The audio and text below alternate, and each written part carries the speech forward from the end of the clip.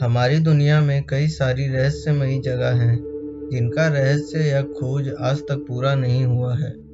उन्हीं में से एक रहस्यमयी गीजा का पिरामिड जिसके बारे में आज हम बात करेंगे। दुनिया में कई सारे पिरामिड मौजूद हैं जिनमें से कुछ का वजूद मिट गया है या मिटा दिया गया है। पिरामिडों से जुड़े इतिहास को जानने के लिए हर कोई उत्सुक रहता है। पिरामिडों और मम्मी से जुड़ा रहस्य जितना खतरनाक है उतना ही ज्यादा उत्साहित करने वाला भी है। दुनिया के 7 अजूबों में शामिल गीजा का पिरामिड माना जाता है कि इसमें मिस्र के राजा तूतनखामुन फराओ की कब्र है। इतना ही नहीं, अन्य पिरामिडों की तुलना में बेहद विशाल इस पिरामिड के पीछे एक डरावनी दंत कथा यह भी प्रचलित है कि इसमें आज भी फराओ की रूह घूमती है। यह तो बात हुई तूतनखामुन फराओ, उसकी कब्र और उसमें मंडराती फराओ की रूह की, लेकिन जो बात हम आपको बताने जा रहे हैं वह इससे भी कहीं ज्यादा हैरान करने वाली है। हाल ही में प्राचीन मिस्र के राजा तूतनखामुन को लेकर एक नई खोज की गई है, जिसके बाद मिस्र के अधिकारियों ने एक चौंकाने वाला खुलासा किया है। अधिकारियों के मुताबिक तूतनखामुन के मकबरे में कोई गुप्त कमरा नहीं है।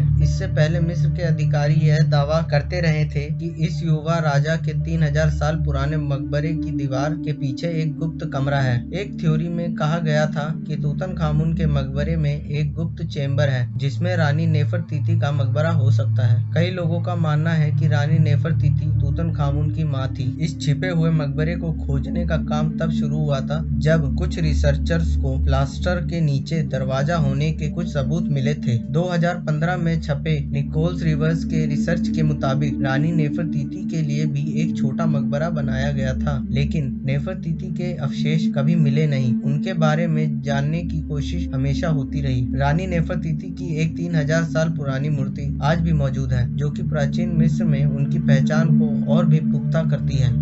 महारानी नेफरतीती और फराओ अखनातेन का नाम मिस्र के प्राचीन इतिहास से इस कारण मिटा दिया गया था क्योंकि अखनातेन ने अनेक मिस्र देवताओं की पूजा के स्थान पर केवल एक देवता यानी सूर्य देवता की पूजा शुरू कराई थी। निकोल्स के सनसनीखेज पेपर सामने आने के बाद कई और भी बातें सामने आई जिससे गुप्त कमरा होने के दावे को बल मिला। मिस्र के अधिकारियों ने भी कह दिया था कि उन्हें 90% तक यकीन है कि तूतनखामुन के मकबरे में एक गुप्त चेंबर है। तूतनखामुन प्राचीन मिस्र के 18वें राजवंश के 11वें राजा थे। उनकी शोहरत इस बात को लेकर भी ज्यादा है क्योंकि तूतनखामुन की कब्र लगभग सही सलामत अवस्था में मिली थी। साल 1922 में ब्रिटिश हॉवर्ड कार्टर ने तूतनखामुन के मकबरे की खोज की थी। तूतनखामुन की जो मम्मी मिली थी उससे पता चला कि मौत के समय उनकी उम्र महज 17 साल थी। 8 या 9 साल की उम्र में राजा की गद्दी मिल गई थी। तूतनखामुन की मौत को लेकर अलग अलग किस्से हैं। कोई कहता है कि उनकी हत्या की गई है तो कोई कहता है कि शिकार के दौरान घायल होने के बाद उनकी मौत हो गई थी।